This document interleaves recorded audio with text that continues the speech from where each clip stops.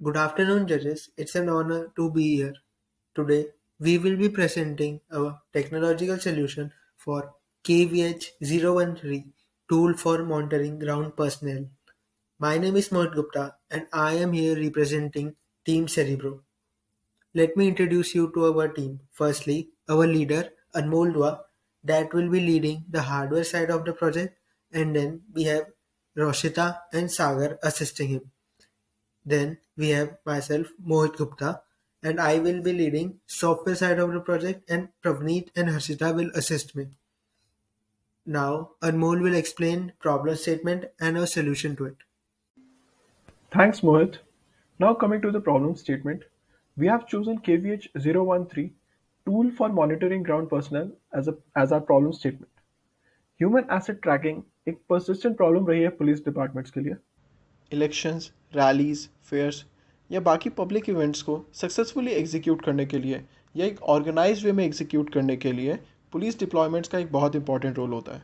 And police deployments अपने आप में एक ऑर्डर्ड मैनर में किए जाते हैं। पुलिस डिप्लॉय करने के लिए सबसे पहले पब्लिक इवेंट के जियोलॉजिकल एरिया को सेक्टर्स या सब सेक्टर्स में डिवाइड किया जाता है एंड देन एक स्पेसिफिक सेक्टर में पर्टिकुलर नंबर ऑफ डिप्लॉयमेंट्स या बंदोबस्त किए जाते हैं। एक सेक्टर के एरिया की रेंज 500 मीटर्स से लेके कुछ किलोमीटर्स तक भी जा सकती है। डिप्लॉय होने के बाद जब एक ग्राउंड पर्सनल अपने असाइंड एरिया में आ जाता है तब वो एरिया की रिस्पॉन्सिबिलिटीज़ वो ले लेता है। एंड कुछ सिचुएशंस में वो ग्राउंड पर्सनल अपने असाइंड एरियाज़ को क्रॉस कर लेते हैं एंड उनके सुपरवाइजरी अथॉरिटीज़ को उसकी इन्फॉर्मेशन नहीं होती है। Now coming to the solution, we are developing a hardware badge which will be attached to the uniform of the ground personnel. इस बैच के अंदर हम NFC और IoT दोनों टेक्नोलॉजीज़ का यूज़ कर रहे हैं। डिप्लॉय होने के बाद ग्राउंड पर्सनल जैसे ही अपने असाइंड सेक्टर में एंटर करता है वो सबसे पहले अपने नियरेस्ट पोस्ट पर जाकर एक NFC रीडर के ऊपर अपने बैच को टैप करेगा जिससे IoT ट्रैकर इनिशिएट हो जाएगा। IoT ट्रैकर उसकी रियल टाइम पोजीशन डिलीवर करेगा सुपरवाइज़र के वेब इंटरफेस के ऊपर एंड सुपरवाइज़र उसको मॉनिटर कर सकता है। अगर वो बाहर जाता है अपने असाइंड एरिया के तब एक अलर्ट मैसेज जनरेट होकर सुपरवाइज़र के पास आएगा। और अब हम देखते हैं ये एक्चुअली काम कैसे कर रहा है। सबसे पहले हम देखते हैं कि बैच के अंदर क्या हो रहा है।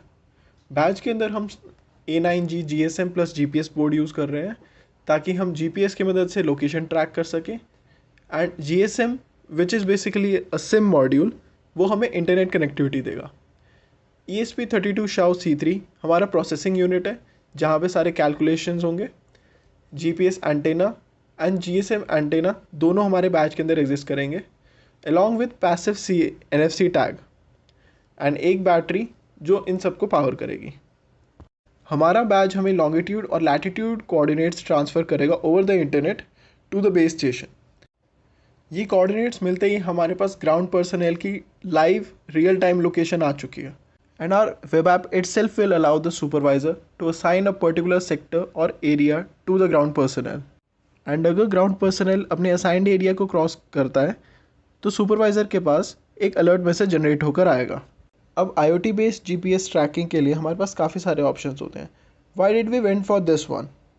एक वेरिएबल या अटैचमेंट डिवाइस के लिए सबसे इम्पॉर्टेंट है कि उसका साइज़ कॉम्पैक्ट हो एंड A9G मॉड्यूल की मदद से हमने उसको अचीव किया। क्योंकि A9G मॉड्यूल पे एक साथ GSM और GPS मॉड्यूल अटैच्ड है इसलिए उसका साइज़ काफ़ी छोटा हो जाता है।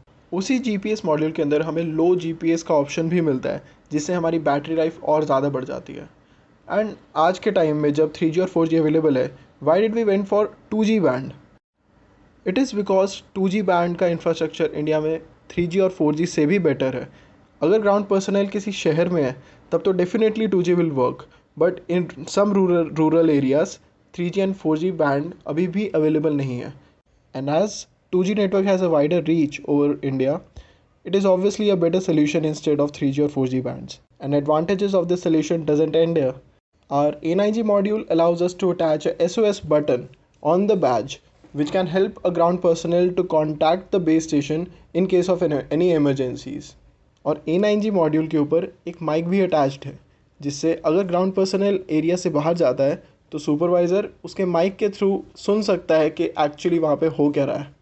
बट एट द एंड हमें बैच को चार्ज करना ही पड़ेगा। एंड चार्जिंग के लिए भी हमारे पास दो ऑप्शंस हैं which are USB type C and micro USB, and those were the advantages of our solution.